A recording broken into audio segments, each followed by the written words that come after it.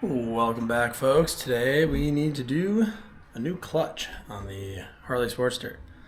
I'm also going to do an oil change and just kind of check everything out because I kind of haven't gone through this bike in a while. I'm holding the camera sideways, but anyway.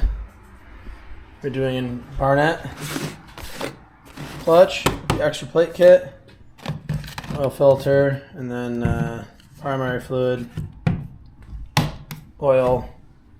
And we've got a 25% overspring to hold all that hammer performance power. So that should be good. So the first step, want to get the primary draining, and we'll go from there. If I remember correctly, this is a 5/8. Purposely drain this on the side stand. I think it helps drain it.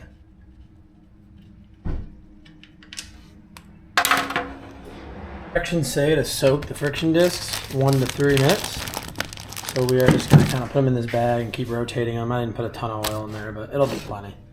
You just kind of want to get them wet, that's all. And then when you first ride the bike, just give it time before you start ripping on the clutch to really get all the oil in there. Now when I tip the bike up, it's going to drip more. That's why I like to do it on the side because I can kind of shake it around. Get all the oil out of there. I like to put the screw back in before I take the cover off because it just helps keep things from dripping so badly. Once I feel as though I've gotten as much oil that's really going to come out of there.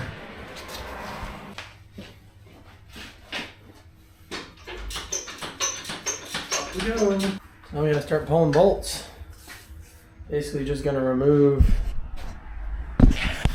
the foot peg mount. Foot peg mount comes off. Shifter, all these. Take your throttle or your clutch cable off. Just kind of got to take everything off all at once. I like to leave the kickstand down. Down to get to those bolts and you can fold it up. What do you want to do?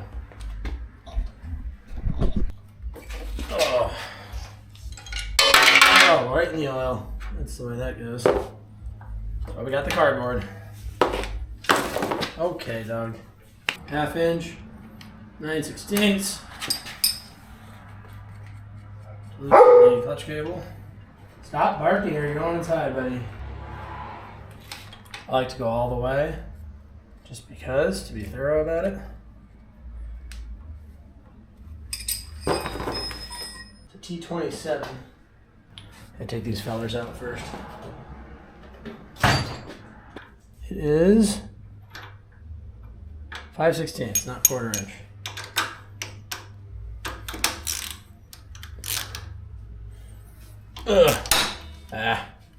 Smack your kickstand or you're doing it wrong. For this, you can actually just take one bolt out, rotate it like that. You can take more out if you want, but that's up to you. Be careful with these because they're Torx. If you didn't over tighten them before, they'll be fine. If you did, good luck. So that's always good. Get rid of that guy. Gotta unscrew this. I don't know if I'm gonna be able to do this all the way by hand. I'll need a screwdriver. Unscrew the clutch ramp. All the way out. Pull that guy out. Hold on a minute, folks. Come on, baby. Get in there. Okay, pull that guy out. I like to use the derby cover as a container over there.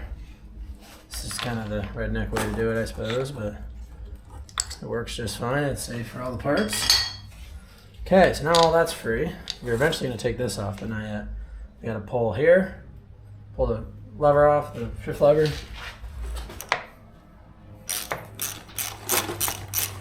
Screw's got to come all the way out so that it clears.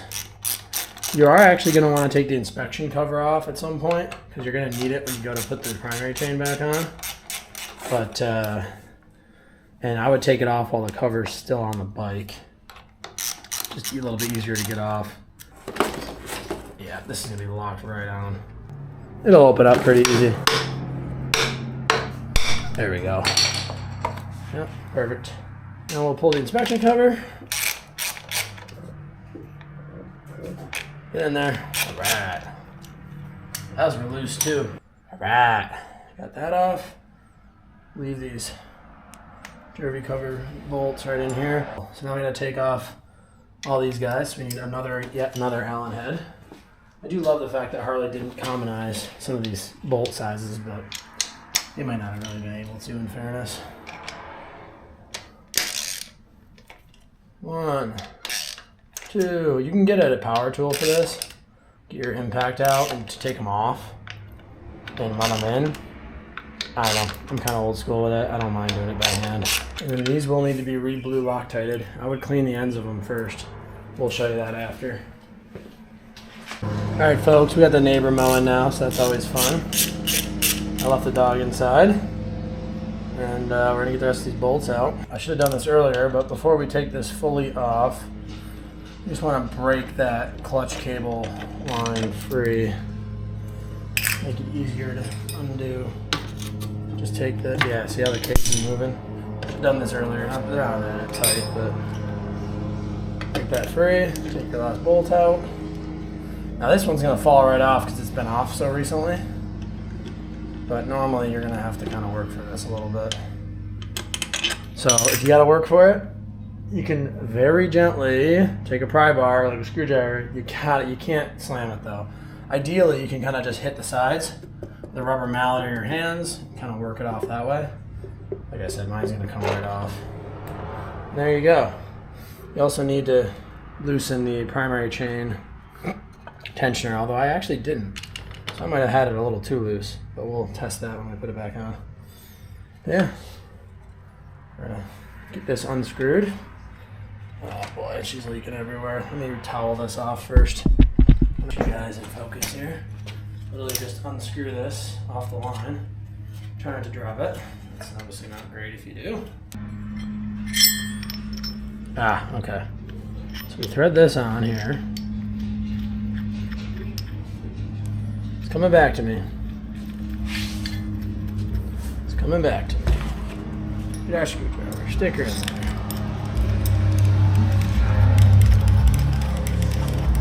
Thread that on, not all the way, so you don't get stuck on there. Put this guy on. And then I'm going to get your bearings out.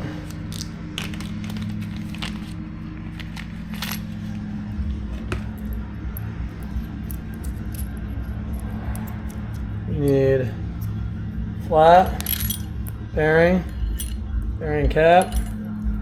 There's 2 sets of bearings, but you only need 1. I think they just give you an extra. So then you're going to take your handle. You should probably put anti-seize on all this, but it doesn't really take that much force, so I'm not too worried about that.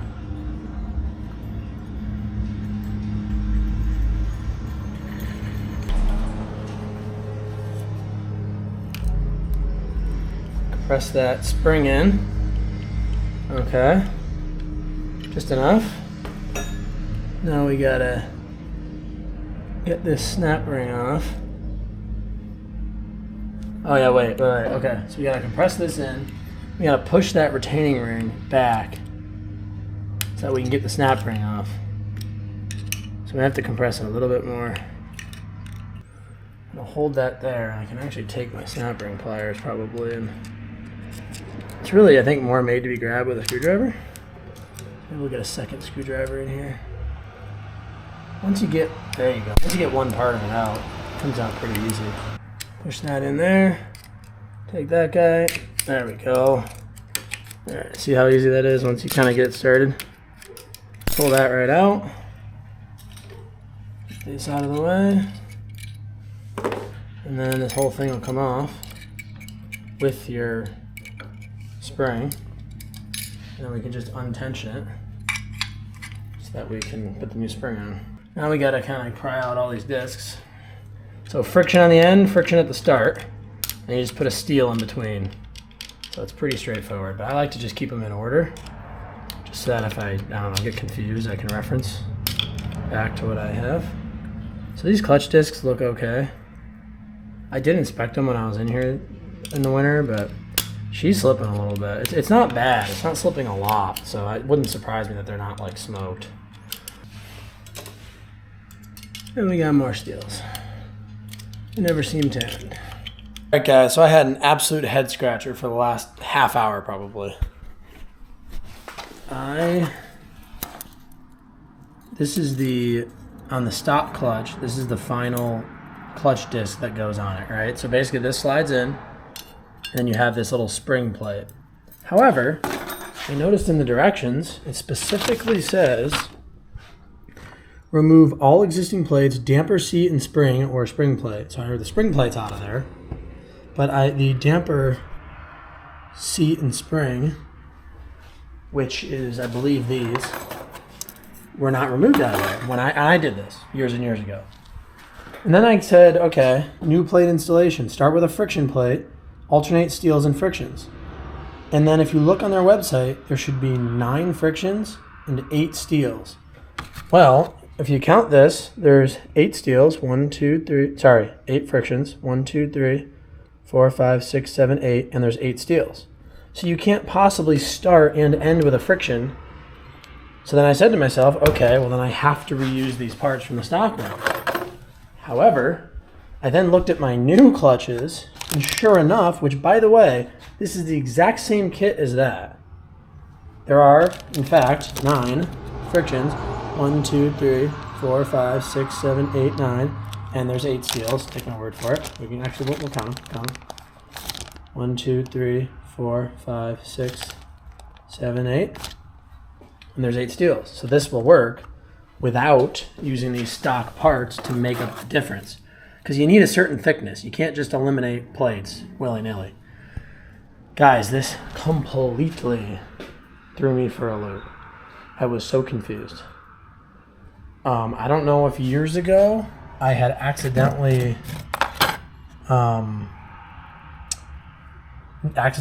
like put a plate with the old clutch, so I never used it, or what happened, but I screwed up the install. It worked for 40,000 miles, but I'm wondering if that's part of my issue now that I have more power, because it was on stock parts. So anyway, we're going to do this correctly. I am going to use the 25% stronger spring, although I'm half tempted to use my 15% over spring that I have just to not absolutely kill my hand, but I don't know. I gotta decide. Stay tuned. Now, you want to check in here for a groove on the back of your clutch basket. There may be a slight groove on this, but realistically the clutch disc will, let's be honest, it'll kind of wear into that groove. I'm not overly concerned. You don't want it to be like a huge step. That would probably not be so good. So we're going to go friction. If it wants to fit in there. There we go. Steel. Put this bag down. God, that was really driving me friggin' nuts. Friction. Steeled. Friction. And know you messed up if you don't wind up. There you go. And that last one should be fighting for life on the edge. So that's good. So Hammer Performance does use this 15% clutch plate on to their 120 horse builds. So I'm thinking I might go back and stick with it rather than going up to the 25%er. Alright, so I've decided I'm going to go with the 25% spring. I might hate myself for this decision, but I'll keep the 15 around, and I can always, of course, change it back if I really want to. But we're going to give it a shot. I don't want to do all this and then wind up saying to myself, crap, I think it's slipping and whatever. I do ride this pretty hard. So let's do it right. We'll see if it's really that bad of a pull. Goes like that, and then we gotta get the snap ring in here.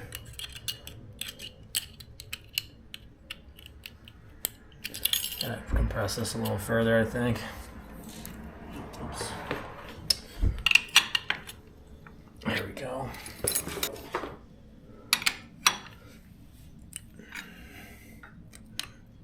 There we go. In. And then we really, after, this is actually still not quite in there. So we gotta kind of tap that retaining ring down.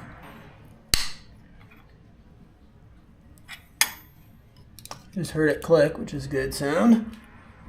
As we're getting closer. That's better. There we go. Did you hear that? It just moved. Now it's seated. And we should see the retaining ring pass the C-clip. Yeah, there it goes. Now we're in place. All right, so we're gonna go ahead and screw our cover back on.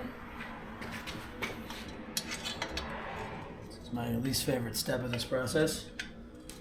It's just annoying, but it's easier than taking the clutch cable off. Not that that's particularly hard, but just make sure you don't strip it. That's the only thing. You gotta get it started carefully. Now, what I like to do, now we're torqued. I like to give it just a little torque up on the ground. That's enough. You don't even need to do it on the vehicle, on the bike. Now, we're going to go ahead and slide this back on. I already changed the seal out, the primary gasket, by the way. Did that off camera. Sorry to disappoint those who wanted to see it. There's probably no one. Now, I didn't take my primary adjuster down. I'm kind of hoping I can just squeak it under. Oh yeah, look at that. Got it. So that might also mean my primary chain's adjusted too loose, so we'll check that out later, but you'd be surprised. The primary chain does not need to be that tight. We got the cover on. That's good. So we just got to get all of our bolts started. You really want to make sure that these thread in by hand for a good first few threads at minimum, just because you can strip aluminum relatively easily if you're not careful.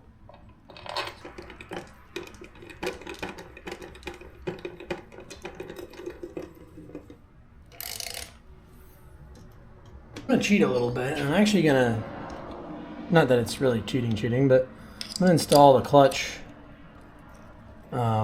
adjuster because I want to feel how murderously difficult this thing is to pull, or if it is, I should say. So let's just see. Okay, so we're going to go out until it touches. And then according to the extra plate kit instructions, that's touching right there. You don't want to back out a quarter turn. You actually want to back out a half a turn, which is a little different than the stock instructions. Oh my gosh. Right there, boom. Nice. I just got to give myself some cable tension.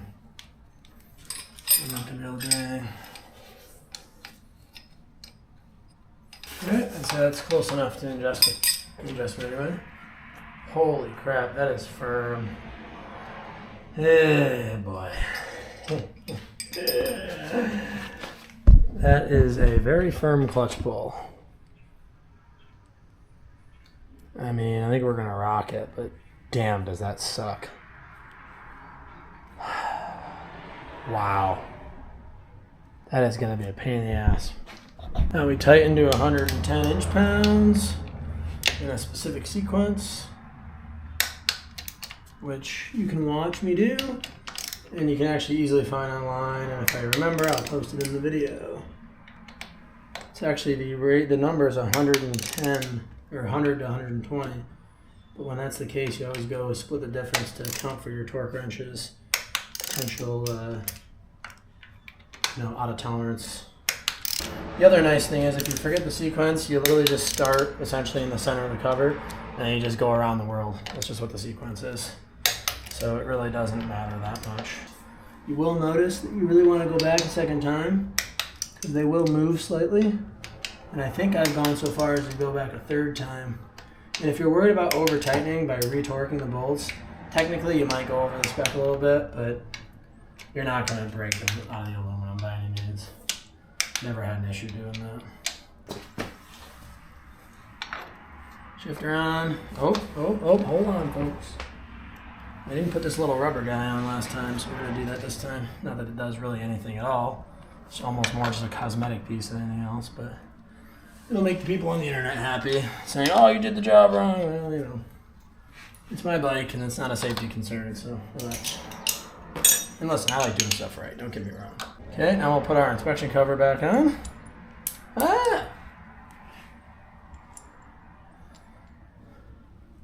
Primary chain tension. I'm not gonna say it's not important because it is, but really, I think people probably go too tight typically. That'll cause more issues than going a little on the lighter side.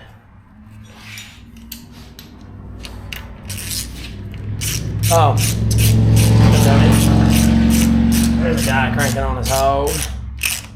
I put the peg on too soon. Gotta do the derby cover.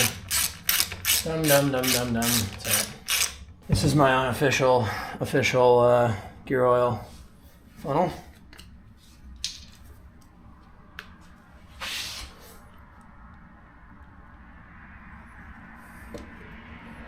I'll fill this off camera. We're gonna put the derby cover on. We use our new O-ring just because we got it.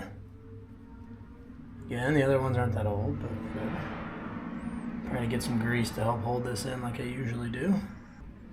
So I'm gonna tack that sub part down right there. Ah, boy. Nice. I'm gonna lie to you and tell you that fell on the ugly side. Sure didn't. So, you know, details. Old bike. All right. These guys, I like to put 2 of them in to hold that spring down. Make sure that seal is not going to go anywhere. And just like that, it's all put back together. Well, minus our peg. Put that back on now, since we messed it up earlier.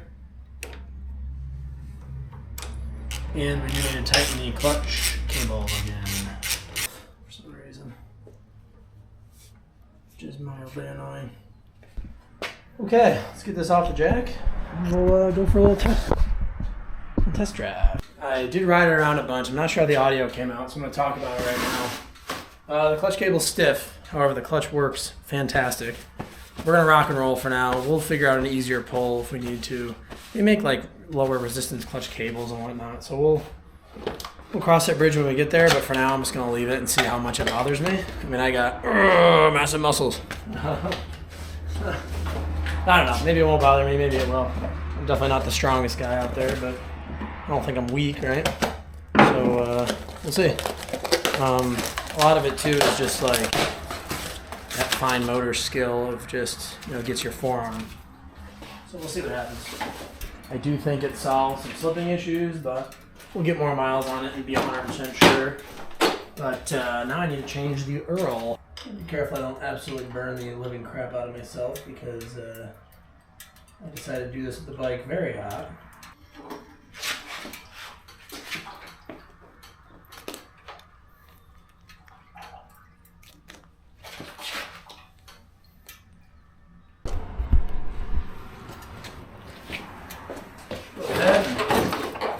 Put our fin plug back in.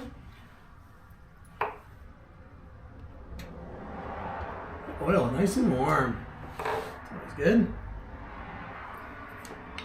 I'm of the mindset with a dry sump, as long as you get the oil up back into the sump, it probably doesn't make a dang difference how warm it is, but that's all right.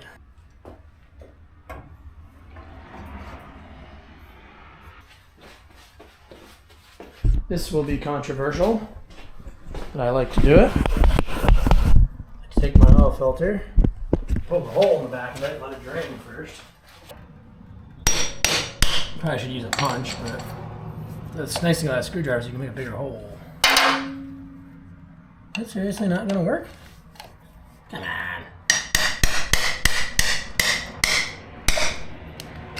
There we go. Just get most of it out anyway.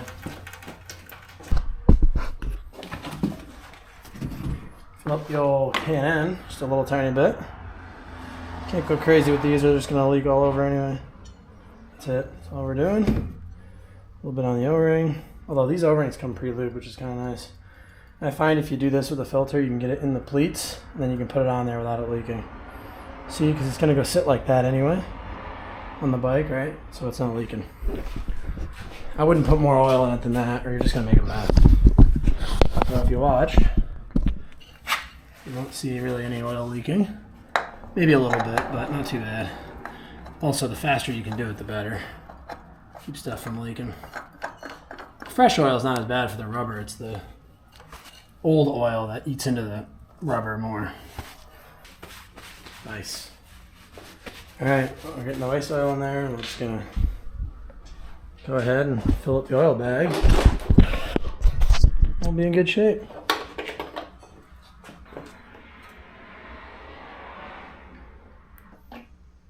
Oh, that's pretty high.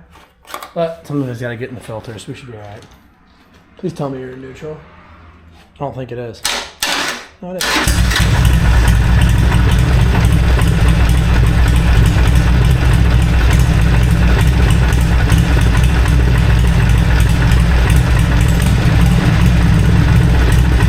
Make sure your oil light goes out. Let her idle for a little bit.